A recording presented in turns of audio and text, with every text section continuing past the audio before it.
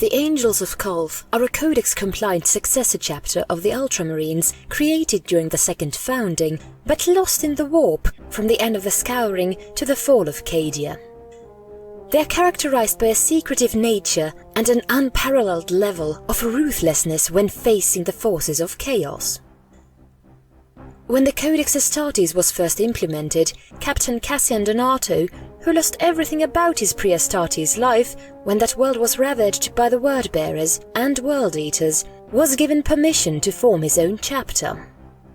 Cassian drew together many of his fellow Ultramarines as he could find, whose desire for vengeance matched his own, to form the Angels of Calth, and as a chapter they vowed to destroy the traitor legions by any means necessary.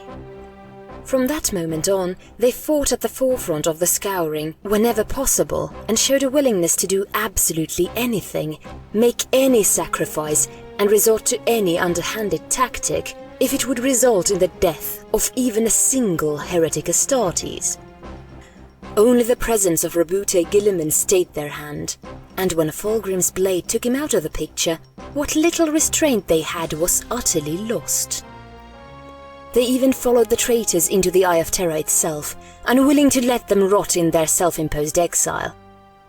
Until recently, the Angels of Calth were believed to be wiped out, an object lesson in the necessity of restraint.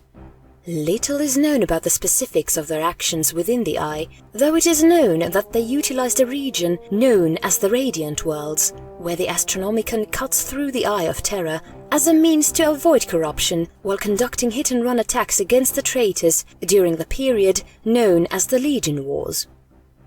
What is known is that when they received word of the Black Legion launching the First Black Crusade, their attempts to pursue and intercept it failed spectacularly.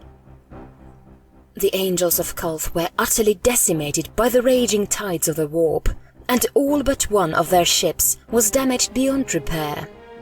Worst of all, when they finally emerged into real space, they found themselves not at the beginning of the First Black Crusade, but at the tail end of the 13th. With what little remained of their fleet, too damaged to be of any help, the Angels of Calth could only just barely manage to skulk away from the fighting undetected and make their way back to Terra in an attempt to catch up on the 10,000 years of history they had lost. Reunited with the Imperium and reinforced by one of the first batches of Primaris Marines, the Angels of Calth bring the relatively recent fury of the Horus Heresy with them into the 42nd millennium as they continue their quest for vengeance. Authorization required to view redacted material. Just a moment here. Processing. Come on.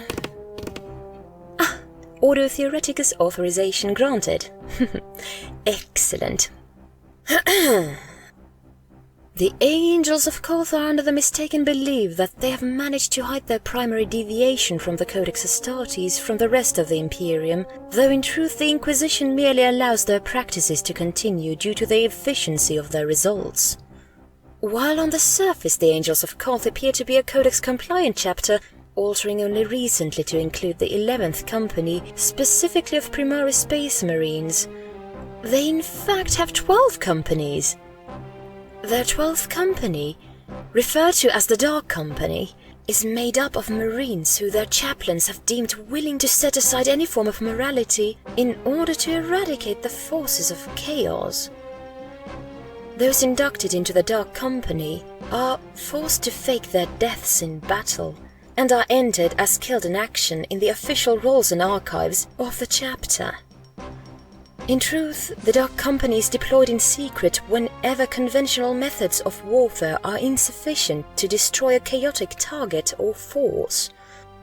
Most of these methods would force the High Lords of Terror to declare the Angels of Calth excommunicate traitores if they were discovered publicly, and thus not even they are informed of actions of the Dark Company.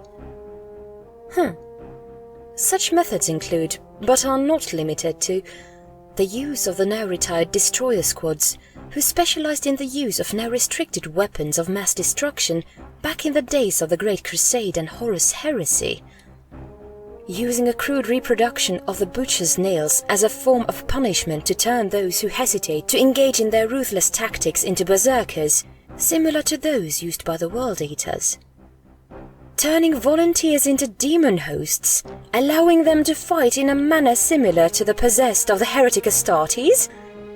Exposing a small number of volunteers to the infamous technovirus to create their own obliterator and mutilators?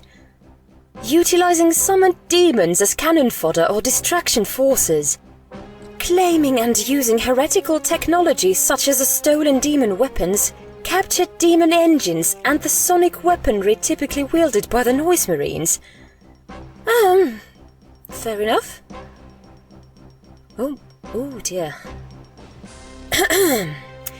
The Inquisition's representative on the High Lords of Terror has ordered that the Angels of Calth be carefully monitored for signs of corruption, but that they not be hindered in their methods while they continue to use them for the overall benefit of the war against the ruinous powers. In addition, the Inquisition is not to let the Angels of Calth know that we are aware of the existence of the Dark Company, in case such knowledge causes them to act, unwisely.